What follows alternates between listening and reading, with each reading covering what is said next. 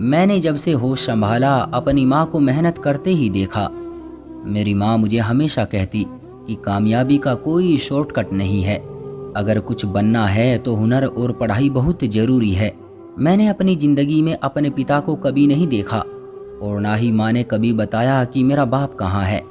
हम पहले नाना जी के घर पर रहते थे। नाना और मामा मेरी माँ को दूसरी शादी करने के लिए मजबूर करते।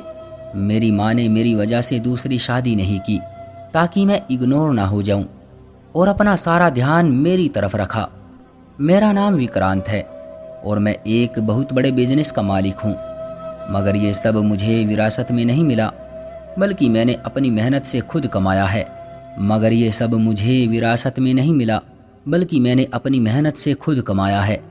मुझे याद है जब मैं छोटा था तो मेरी माँ समोसे बनाकर एक स्कूल में बेचने जाती थी। जब मैं माँ से पूछता था कि माँ तू किस लिए इतनी मेहनत करती है, तो वो कहती थी कि मैं ये सब अपने बेटे के लिए करती हूँ ताकि वो पढ़ लिख कर बड़ा आदमी बन जाए। उन दिनों में नया नया स्कूल जाता था और मैं बहुत खुश था। गरीबी के बावजूद माँ ने मुझे इस शहर के सबसे अच्छे स्कूल में एडमिशन दिलाया।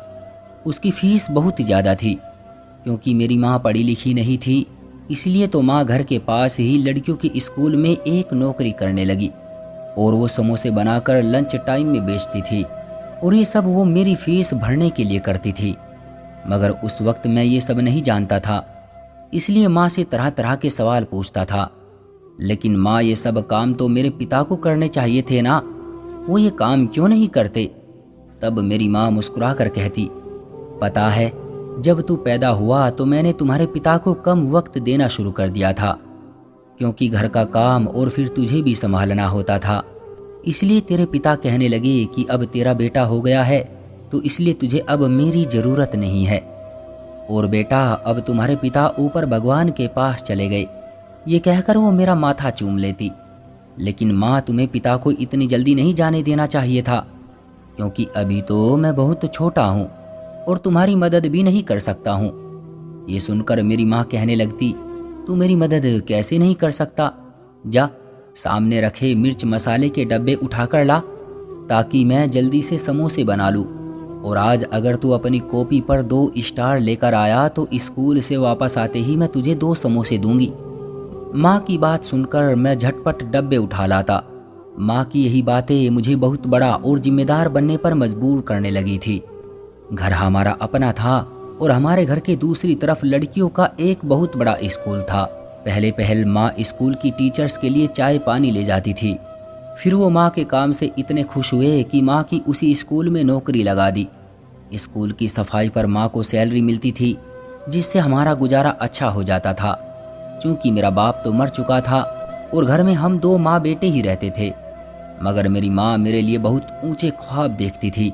वो चाहती थी कि मैं इस मोहल्ले में रहने वाले हजारों लड़कों की तरह जिंदगी गुजारने से कहीं बेहतर जिंदगी गुजारूं। इसलिए मेरी माँ खूब मेहनत करती थी। मेरी माँ जानती थी कि हर साल ये फीस बढ़ती जाएगी, इसलिए माँ अपना काम भी बढ़ाती जा रही थी ताकि मेरी पढ़ाई में कोई रुकावट ना आए। इस वजह से मैं बड़ी आसानी से कॉलेज पहुँच गया। मैं जानता था कि मेरी माँ मेरे लिए बहुत बड़े बड़े ख्वाब देखती है, इसलिए मैं भी ट्यूशन पढ़ाने लगा, क्योंकि मैं जानता था कि यूनिवर्सिटी की पढ़ाई तो बहुत ही महंगी होती है।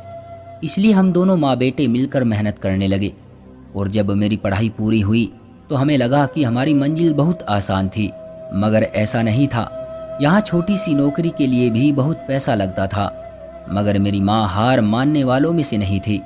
इसलिए माँ ने फिर से कमर कस ली और मेरा हौसला टूटने नहीं दिया। मैं भी अच्छी जॉब मिलने तक छोटी मोटी नौकरियाँ करता रहा और हम दोनों ने 1 साल के अंदर अंदर इतना पैसा जमा कर लिया जिससे मुझे एक अच्छी कंपनी में जॉब मिल गई। यहाँ हर चीज़ बिकाऊ थी, काबिलियत की तो अहमियत ही नहीं थी। इसलिए मैंने जॉब खरीद ली, मगर मैं जानता था कि अब मुझे अपनी काबिलियत दिखाकर इस कुर्सी की हिफाजत करनी है। और मैंने वही किया और इस कंपनी में अपनी काबिलियत के झंडे गाड़ दिए और फिर आगे की मंजिलें आसान होती गई और मेरी माँ के ख्वाब सच होने लगे। फिर साल गुजरते गए, कामयाबी मेरे कदम चूमने लगी और मैं अमीर बनता चला गया। फिर देखते ही देखते मैं इतना दौलतमंद बनता गया कि मैंने कई शहरों में एक घर खरीद लिया माँ कहती थी कि इतने घर लेने की क्या ज़रूरत थी, और मैं माँ से कहता था कि मैं जब दूसरे शहर जाता तो होटल में रहना पड़ता था। इसलिए मैंने हर शहर में अपना एक घर बना लिया ताकि मैं काम के सिलसिले में जब भी कहीं जाऊं मुझे होटल में ना रहना पड़े। लेकिन मेरे ये घर खाली नहीं थे, बल्कि यहाँ कई ज़रूरतमंद लोग रहते थे।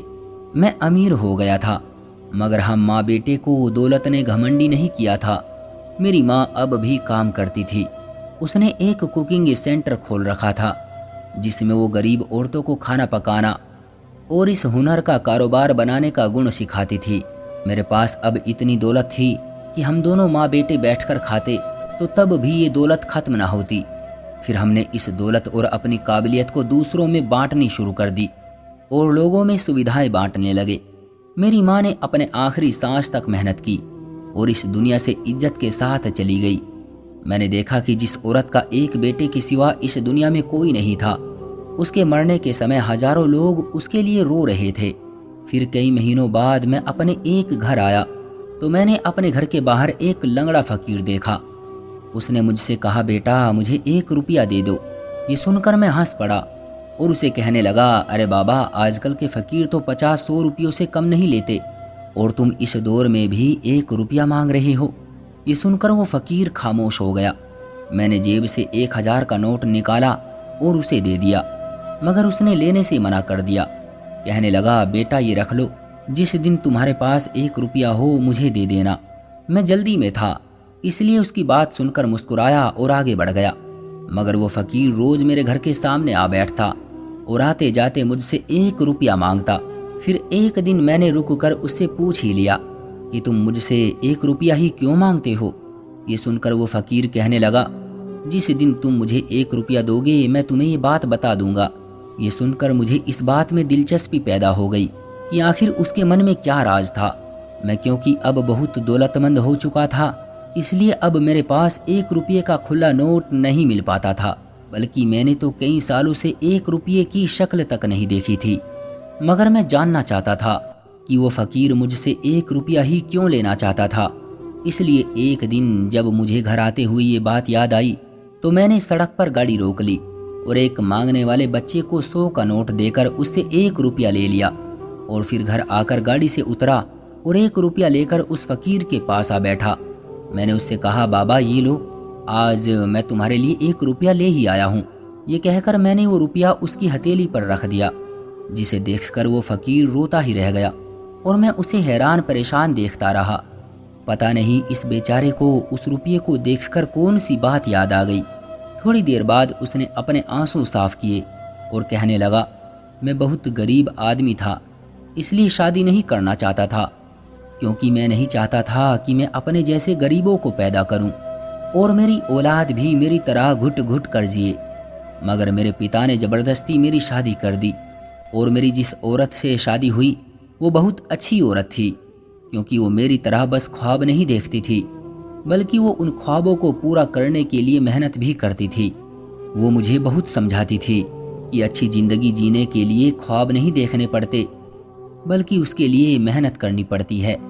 ये काम मुझसे नहीं होता था, इसलिए मेरे हालात शादी के बाद और भी बुरे हो गए और शादी के 1 साल बाद हमारे यहाँ एक बेटा पैदा हुआ और घर के हालात और भी बिगड़ने लगे, क्योंकि एक और मुसीबत मुझ पर आ पड़ी थी। मेरा बेटा 2 साल का हो चुका था, मगर वो पैरों के होते हुए भी नहीं चल पाया था। मैंने बहुत कोशिश की, कई डॉक्टरों को दिखाया, मगर मेरा बेटा चल नहीं पाया। यहाँ तक कि वो 5 साल का हो गया। उसे कोई बीमारी भी नहीं थी, मगर उसके बावजूद वो चल फिर नहीं सकता था। ये देखकर मैं बहुत मायूस हो गया और मैंने सोच लिया कि ये दोनों माँ बेटे मेरे किसी काम के नहीं हैं। मैंने सोचा कि मेरा बेटा जब चल फिर ही नहीं सकता तो ये बड़ा होकर क्या काम करेगा। ये मेरा सहारा नहीं बन सकेगा, बल्कि उल्टा मुझे उसको सहारा देना पड़ेगा। इसलिए मैंने अपनी पत्नी को छोड़ दिया और दूसरी शादी कर ली। फिर वक्त गुजरता गया और दूसरी शादी से मेरे 3 लड़के हुए और वो बड़े होकर बहुत कमाने लगे।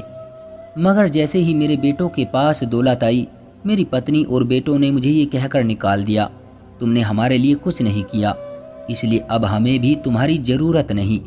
और यूं मैं घर से बेघर हो गया। मैंने अपनी पहली पत्नी और बेटे को छोड़ दिया था उन दोनों का दिल दुखाया था, इसलिए मुझे उसकी सजा मिली और मैं सड़क पर आ गया। एक दिन मैं सड़क पर जा रहा था कि मैं एक कार के नीचे आ गया और इस एक्सीडेंट में मेरी दोनों टांगें कट गई और मैं सड़कों पर भीख मांगने लगा। ये कहकर वो फकीर रोने लगा और उसकी कहानी सुनकर मेरी आंखों से भी आंसू बहने लगे। लेकिन फिर मुझे 1 रुपये वाली बात याद आई, तो मैंने उससे कहा, लेकिन बाबा ये तो बताओ कि तुम मुझसे 1 रुपया क्यों मांगते थे? ये सुनकर उस फकीर ने एक राज खोला, जिसे सुनकर मैं हैरान रह गया, क्योंकि फकीर मेरी बात सुनकर कहने लगा, बेटा मैं तुम्हारा बाप हूँ और मैंने आज से कई साल पहले तुम्हें और तुम्हारी माँ को छोड़ दिया था। जिस दिन मैं तुम लोगों को छोड़कर जा रहा था, उस दिन तुम्हारी माँ ने मेरी बहुत मिन्नतें की थी और कहा था कि हमारे बेटे को कोई बीमारी नहीं है, देखना ये खुद ही एक दिन चलने फिरने लगेगा और तुम्हारा सहारा बनेगा। मगर मैंने बड़े गुरूर से कहा था कि मुझे यकीन है कि तुम्हारा ये बेटा 1 रुपया तक नहीं कमा सकता, और ये कहकर मैंने तुम दोनों को छोड़ दिया, क्योंकि मुझे लगा था कि तुम कभी चल फिर नहीं सकोगे। लेकिन आज मैं तुम्हें ढूंढते हुए यहाँ तक आ गया, मगर तुम्हारी हैसियत देखकर मेरा सर शर्मिंदगी से झुक गया। ये कहकर फकीर रोने लगा और मैं उसे नफरत भरी नज़रों से देखने लगा। मगर अचानक मुझे अपनी माँ याद आ गई और मैंने सोचा कि अगर आज वो जिंदा होती तो वो क्या करती। मेरे ख्याल से वो मेरे बाप को माफ़ कर देती, इसलिए मैंने भी वही किया और उसे 1 रुपया देने के बजाय लाखों का मालिक बना दिया। कई दफ़ा इंसान समय से पहले हार मान लेता है। जो हालात जैसे नज़र आ रहे होते हैं, हकीकत उसकी उल्टी होती है। मेरी माँ ने मुझे लेकर कभी हिम्मत नहीं हारी, इसलिए आज मैं यहाँ पर हूँ। तो दोस्तों, ये थी हमारी आज की कहानी। उम्मीद है कि आपको पसंद आई होगी। आपका क्या कहना है इस कहानी के बारे में, कमेंट करके हमें ज़रूर बताएं। वीडियो को लाइक कर दीजिए और इसी तरह की कहानियाँ लगातार देखने के लिए चैनल को सब्सक्राइब करके घंटी को दबाकर ऑल पर सेट कर लीजिए, ताकि आने वाली वीडियो का नोटिफिकेशन आपके पास तुरंत पहुँचे। मैं मिलता हूँ आपसे अगली वीडियो में, तब तक के लिए धन्यवाद।